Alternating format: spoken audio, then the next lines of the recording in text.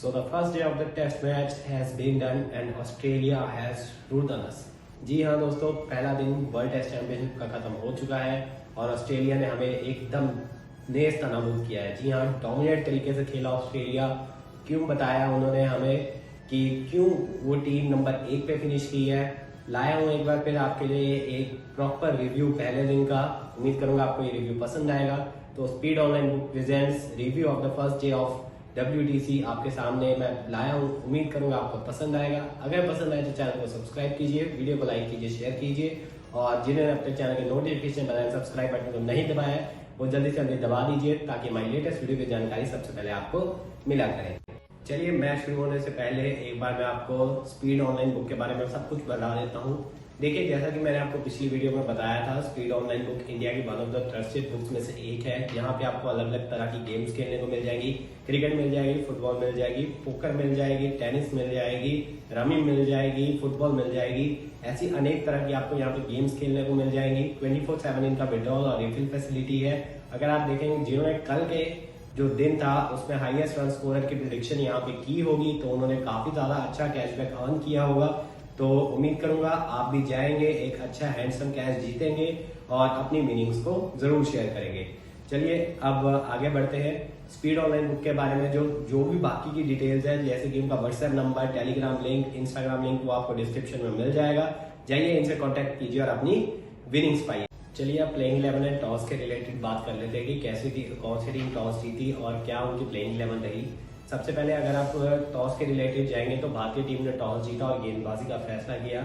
जिस तरह की ये विकेट रही, जिस तरह की ऊपर कंडीशंस थी, तो वहां पे अगर आप देखेंगे तो गेंदबाजी ही एकदम सही फैसला था जो कि कप्तान रोहित शर्मा ने किया।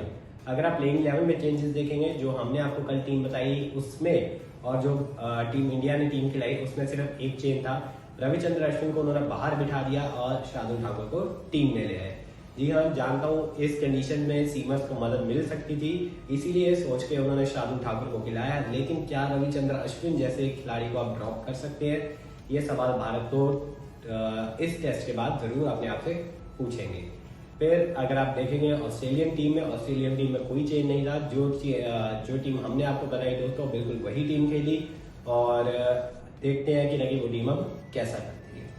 चलिए अब फर्स्ट सेशन की ओर मूव ऑन करते हैं। चलिए अब पहले सेशन की ओर बढ़ते हैं। तो पहले सेशन में अगर आप देखेंगे ऑस्ट्रेलियाई ओपनिंग जोड़ी, जी हाँ, उस्मान ख्वाजा और डेविड वार्नर क्रीज पे आते हैं। दोनों ही लेफ्ट हैंडर्स और एक अच्छी शुरुआत देने में नाकाम रहते हैं।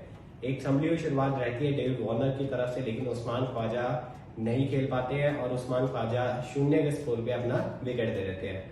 मोहम्मद सिराज की कमाल की गेंदबाजी रहती है उस्मान ख्वाजा को और वहां पे वो विकेट चटका जाते हैं।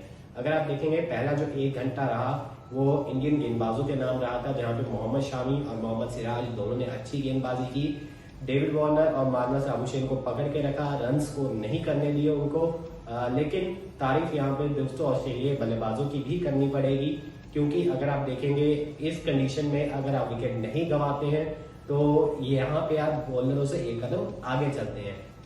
क्योंकि अगर आप देखेंगे इस विकेट पे जैसे जैसे सूरज आगे बढ़ता जाएगा वहां पे ये विकेट थोड़ी पाटा होती जाएगी, जैसे कि हमें डे एंड में देखने को मिला।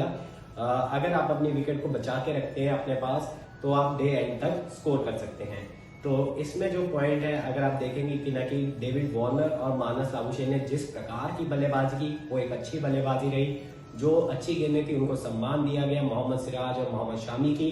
लेकिन एक बार जैसे ही बॉलिंग चेंज हुआ, अगर आप देखेंगे उमेश यादव और शार्दुल ठाकुर को लाया गया, वैसे ही इन्होंने अपना बल्ला फेंका। उमेश यादव के ऊपर डेविड वार्नर टूट के पड़े, उनके खिलाफ काफी चौके लगाए और काफी अच्छे शॉट हमें डेविड वार्नर की तरफ से देखने को मिले। अगर आप देखेंगे डेविड वार्नर ने अच्छी बल्लेबाजी की, पूरा सत्र अच्छा खेला, जो मुश्किल समय था उसको निकाला, लेकिन फिर एक खराब शॉट खेल के आउट हुए। डाउन द लेग गेंद जा रही थी, शॉर्ट बॉल थी, पुल करना चाहते थे डेविड वार्नर, लेकिन अगर आप देखेंगे इनसाइड एज लगता है और कोना भारत का एक अच्छा कैच पकड़ा जाता है।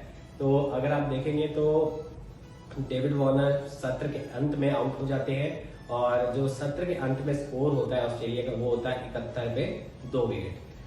जो सत्र अगर आप देखें ऑस्ट्रेलिया डोमिनेट कर रहा था, पूरे स्टार्टिंग से लेके एक ही विकेट गवाया था 70 रन तक।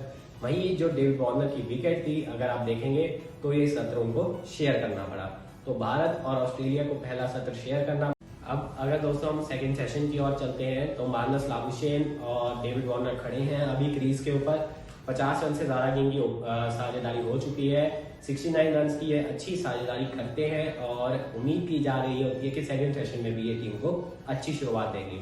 लेकिन दोस्तों सामने से आते हैं मोहम्मद शामी, एक अच्छी गेंद करते हैं मार्नस लाबुशेन को और बैट और पैड के बीच में से यानी कि जो गैप होता है वहां पे डंडे पे दे मारते हैं और विकेट चटका देते हैं। अगर आप देखेंगे मार्नस लाबुशेन की ये एक लौती ऐसी विकेट थी जो इस सत्र में आई, लेकिन ये एक कमाल की विकेट रही।